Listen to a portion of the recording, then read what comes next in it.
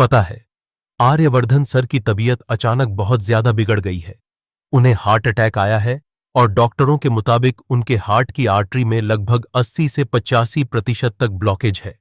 ये खबर सुनकर हर कोई हैरान और परेशान हो गया है। सबसे ज्यादा असर पड़ा है अनु पर, क्योंकि वो आर्यवर्धन को लेकर बहुत ज्यादा इमोशनल हो चुकी है। सोचिए, शादी से पहले ही अगर इतनी बड़ी परेशानी सामने आ जाए तो आगे क्या क्या हो सकता है।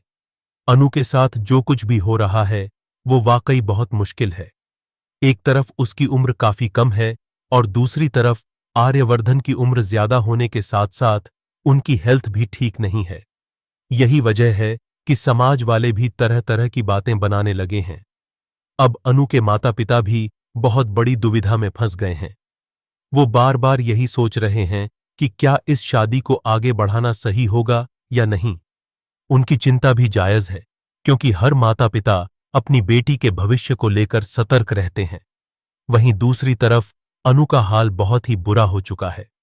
वो लगातार रो रही है और भगवान से प्रार्थना कर रही है कि आर्यवर्धन जल्द से जल्द ठीक हो जाए। उसके लिए ये सिर्फ एक रिश्ता नहीं, बल्कि उसकी पूरी दुनिया बन चुका है। लेकिन कहानी में ट्विस्ट तब आता है जब मीरा अनु पर आरोप लगाने लगती है। मीरा कहती है कि आर्यवर्धन की इस हालत की जिम्मेदार सिर्फ और सिर्फ अनु है।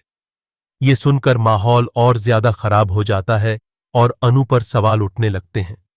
हालांकि जल्द ही आर्यवर्धन को होश आ जाता है और वो खुद सबके सामने सच्चाई बताते हैं।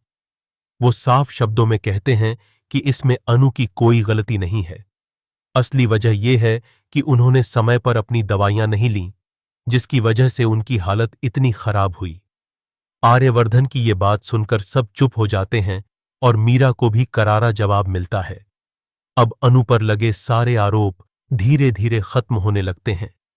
लेकिन फिर भी अनु के माता पिता के मन में सवाल बना हुआ है। क्या उन्हें ये शादी करनी चाहिए या नहीं? क्या ये रिश्ता आगे चलकर खुशियां देगा या फिर नई परेशानियां लेकर आएगा? अब देखना ये काफी दिलचस्प होगा कि आखिरकार अनु और आर्यवर्धन की शादी हो पाती है या नहीं। क्या ये रिश्ता सभी मुश्किलों को पार कर पाएगा या फिर हालात इन्हें अलग कर देंगे? आपको क्या लगता है, क्या ये शादी होगी या नहीं?